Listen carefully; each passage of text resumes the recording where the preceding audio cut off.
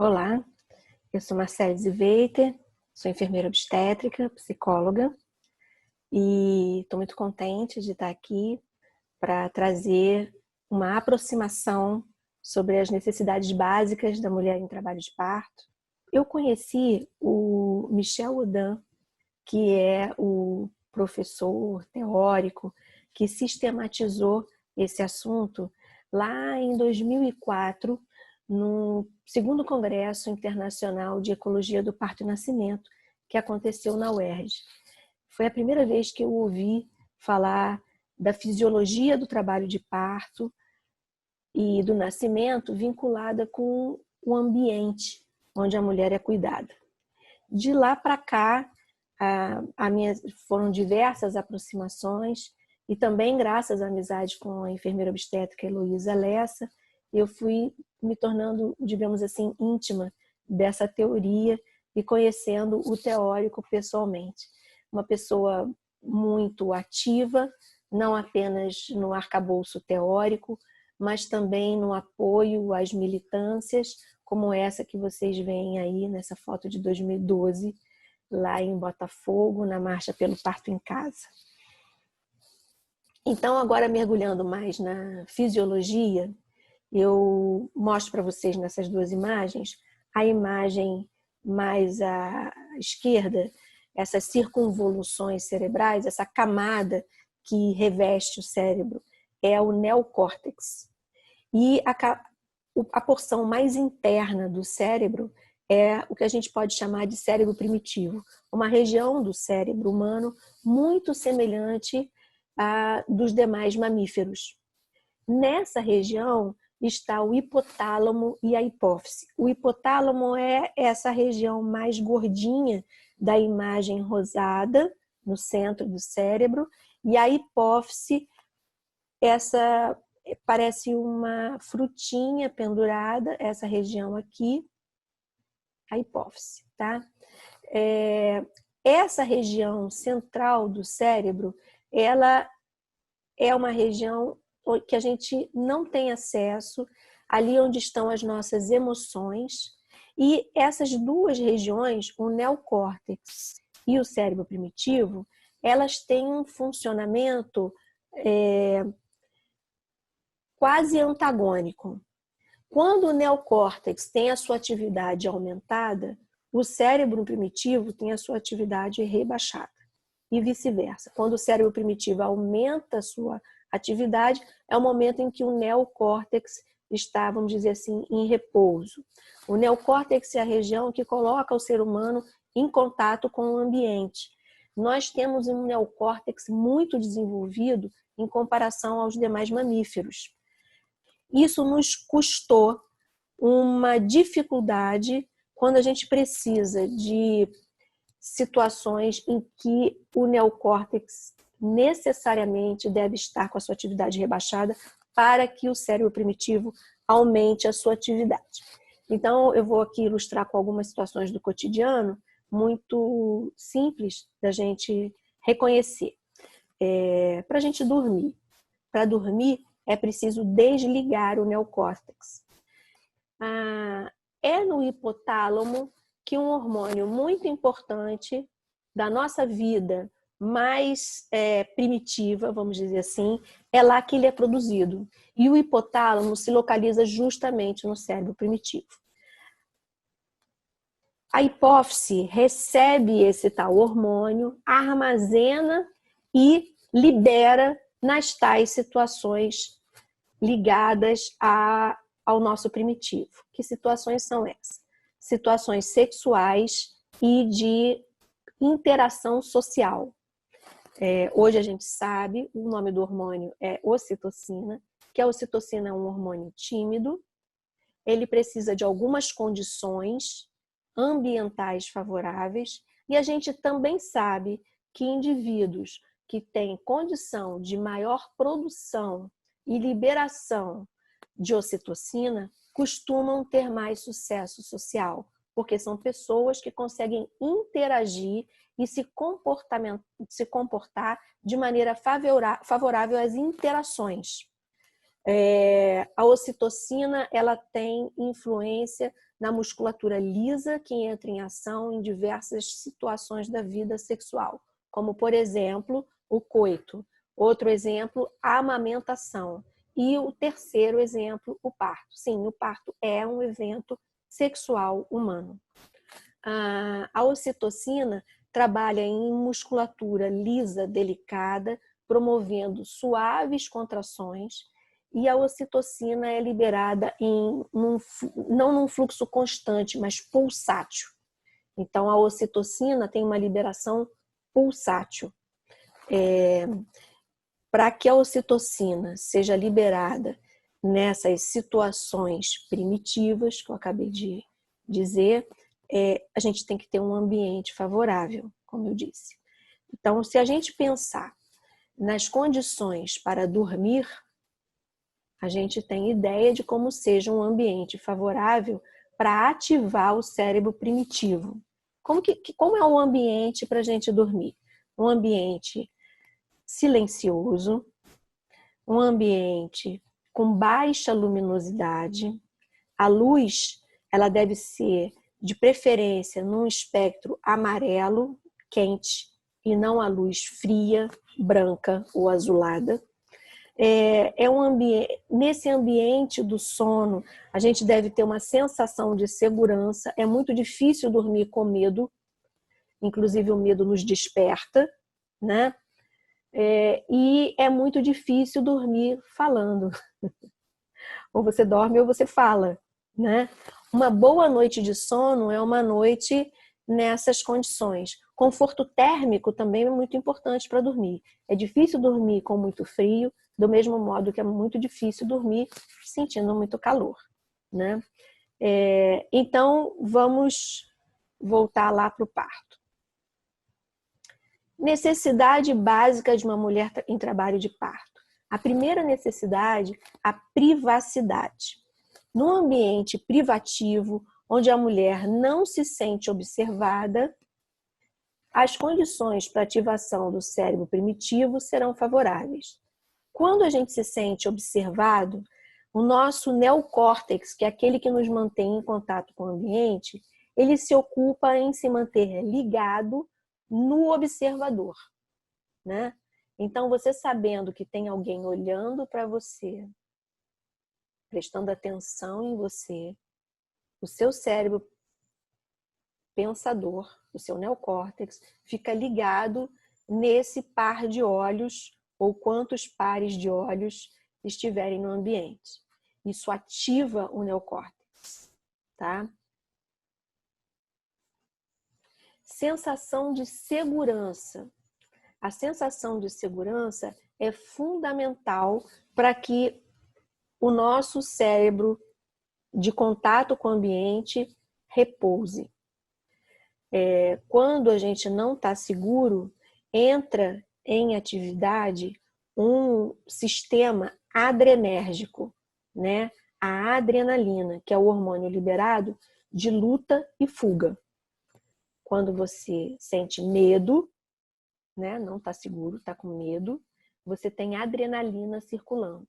Está pronto para lutar ou fugir. Então, a sua musculatura esquelética, ela se mantém em prontidão. Durante todo o trabalho de parto não tem adrenalina? Tem. No final do trabalho de parto, próximo do período expulsivo, tem uma quantidade de adrenalina que entra na circulação. E por que isso? Porque na natureza, o momento próximo do nascimento é o momento onde aquela fêmea está mais exposta aos predadores. Então, ela precisa terminar rápido, expelir o feto rapidamente, para que, no caso de uma agressão, ela seja capaz de pegar o filhote e correr, né? Então, a adrenalina, ela entra no final do trabalho de parto, que é o período mais curto do trabalho de parto. Então, antes desse período final, próximo, bem próximo do nascimento, é necessário que exista segurança, relaxamento da musculatura esquelética. Não deve ter adrenalina, né? Por quê? Qual hormônio que deve estar ali? É a ocitocina. A ocitocina, ele é o hormônio do prazer. Michel Odin nomeou a ocitocina como hormônio do amor, porque ele está presente nas situações amorosas. Quanto mais ocitocina, mais amoroso é o comportamento. Daí também o envolvimento, como eu disse ali atrás, na melhoria das relações sociais. É um sujeito, ele não é amoroso do jeito como a gente costuma usar o termo amor, né? Da poesia, amor, coraçãozinho. É amoroso no sentido da facilidade da interação social, na formação de vínculo, né? Isso não é o amor romântico. Esse é o amor social, muito necessário. A empatia, a capacidade de cuidar do outro, né? E veja, quem está neste ambiente deve estar ciente das necessidades da mulher em trabalho de parto. Então, eu devo saber que ela precisa de privacidade, que eu não devo ficar o tempo inteiro olhando para ela. Eu devo saber que ela precisa se sentir segura. Então, o meu comportamento é um comportamento de quem também está se sentindo seguro. Se eu tiver com medo na cena do parto, eu transmito de maneira não verbal o meu medo para ela. Onde é o melhor lugar de parir? É o lugar onde a mulher se sente segura. Se esse lugar é a casa dela, então o melhor lugar vai ser a casa dela. Se esse lugar é um ambiente hospitalar, então o melhor lugar vai ser o ambiente hospitalar. E eu, que cuido da mulher em trabalho de parto, devo me sentir bem e segura com ela, aonde ela escolher, seja em casa, seja no ambiente hospitalar.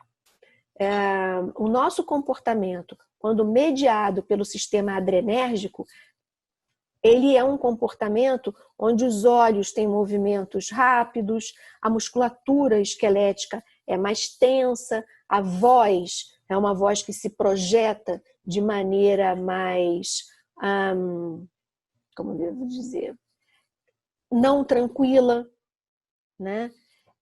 O que eu posso fazer para deixar a mulher ali em paz quando eu estou com ela? Eu posso me ater numa atividade onde eu não preciso estar exatamente olhando para ela.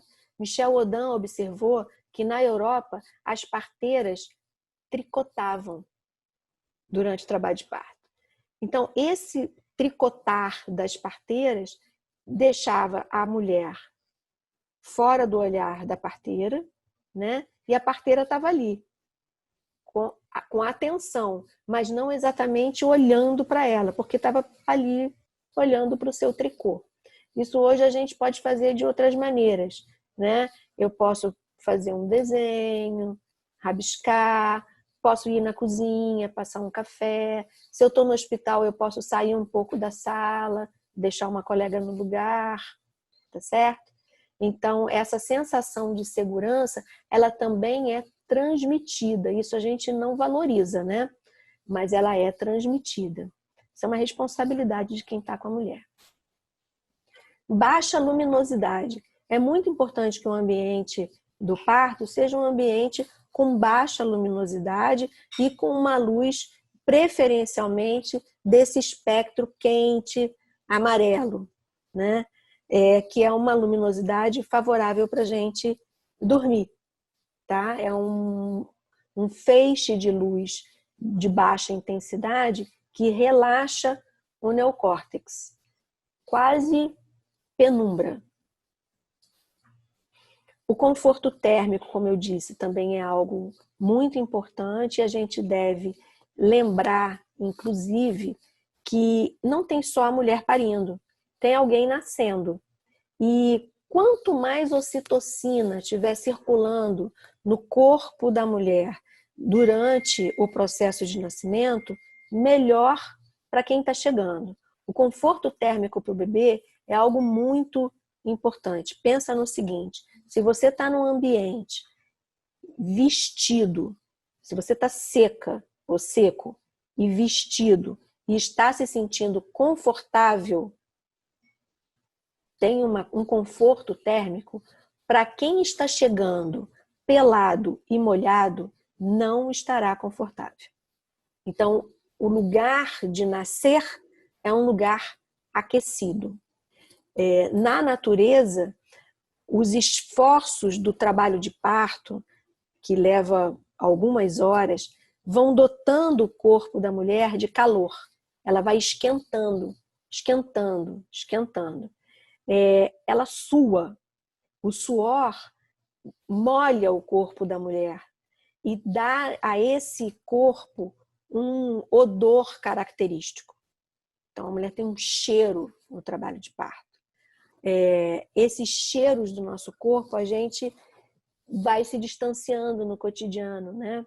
Que a gente lava, perfuma, mas no primitivo, que é o trabalho de parto e nascimento, esses odores são muito importantes.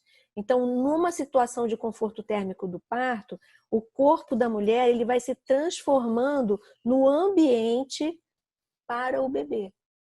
Então, a gente está falando de necessidades básicas da mulher em trabalho de parto, mas eu quero trazer aqui o trabalho de parto como também um preparo do ambiente do bebê que está chegando, desde antes dele nascer, com os hormônios do parto. Além da ocitocina, a endorfina, porque o tempo do trabalho de parto e o ritmo da respiração, ele vai promovendo a secreção da endorfina, que é uma defesa contra a dor desse processo. Então, quanto mais dor, mais endorfina circulando, mais ocitocina circulando, e o bebê ele vai entrando em contato com esses hormônios e também vai ficando inundado de ocitocina e endorfina.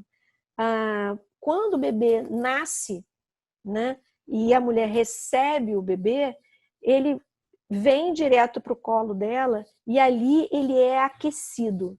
Ali ele entra em contato com o calor materno, ele entra em contato com o odor materno e o único som que deve ter nesse momento é o som da mãe dele, que é o som que ele conhece. O único som que a mulher deve ouvir nesse momento é o dela mesma. A gente deve falar pouco no trabalho de parto, tá? Que isso entra aqui na próxima necessidade básica da mulher em trabalho de parto, que é a linguagem não verbal. Quando a gente fala com a mulher, a gente desperta o neocórtex. Você perguntar para ela, você quer um copo d'água? Ela já teve que pensar para responder. Já atrapalhou, né? Então, o que eu posso fazer? Estou observando que a mulher está com sede. Eu pego o copo d'água e coloco na frente dela. Quando ela abrir o olho, que ela vê o copo d'água, ela vai pegar o copo e vai beber se ela tiver com sede. Se ela não tiver com sede, ela vai empurrar o copo. Tá? Mas eu não preciso falar com ela. A gente deve falar um mínimo necessário. Vou trazer para vocês um exemplo respeitoso, mas que busca aproximar da realidade fisiológica do trabalho de parto, que é o nosso comportamento na relação sexual prazerosa. Durante a relação sexual prazerosa, não é possível conversar, gente, né? A gente não conversa transando. A gente emite sons. Às vezes uma palavra, uma sílaba. E uma palavra que pode se repetir várias vezes, né? Você fala muitas vezes gostoso, gostoso, gostoso. Por que a gente não conversa? Porque a gente não tem cérebro para conversar. Se você construiu uma frase com sujeito, verbo, predicado, é sinal de que o seu cérebro não está funcionando como deveria, né? Por que a gente não conversa? Porque o neocórtex ele está quase completamente desligado e você está agindo, se comportando e sentindo a partir do cérebro primitivo.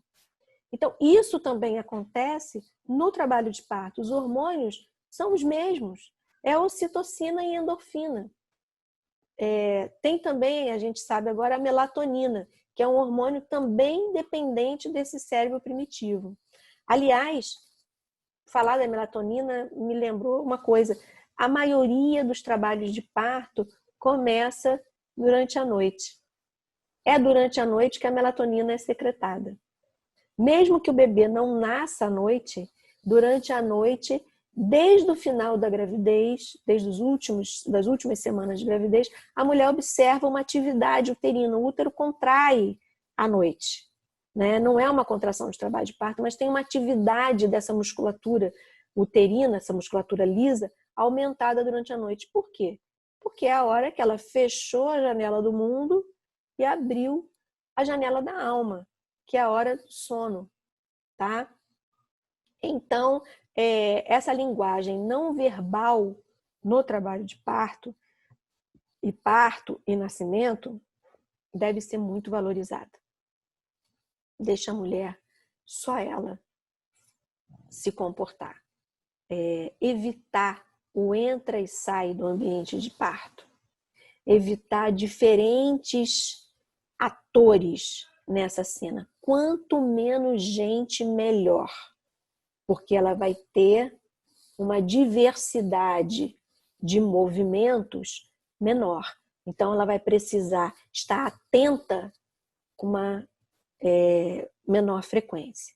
Eu estou trazendo as necessidades básicas da mulher em trabalho de parto de maneira bastante resumida e baseada principalmente na fisiologia, mas é claro que nós não somos exatamente iguais às nossas amigas mamíferas, né? Que têm trabalho de parto mais fácil que o nosso, segundo a teoria de Michel Odin, muito provavelmente porque elas têm um neocórtex muito fininho, né? O nosso é desenvolvido demais e nos atrapalha. A gente deve levar em consideração que a mulher tem uma história, né, que pode estar ativada no trabalho de parto, uma história de medo, muita coisa que ela ouviu. Isso pode ser desconstruído ao longo do pré-natal, mas sempre que a gente tiver com uma mulher em trabalho de parto, independente do lugar, independente de quem seja, se a gente já conheceu ela antes ou se a gente está conhecendo ela agora, porque a gente trabalha numa emergência obstétrica, num setor de emergência obstétrica, e as mulheres chegam em trabalho de parto, mulheres que a gente nunca viu antes. Se a gente tiver em mente as necessidades básicas dessa mulher, a gente pode favorecer em muito a lembrança que, inclusive, ela vai guardar desse momento do parto.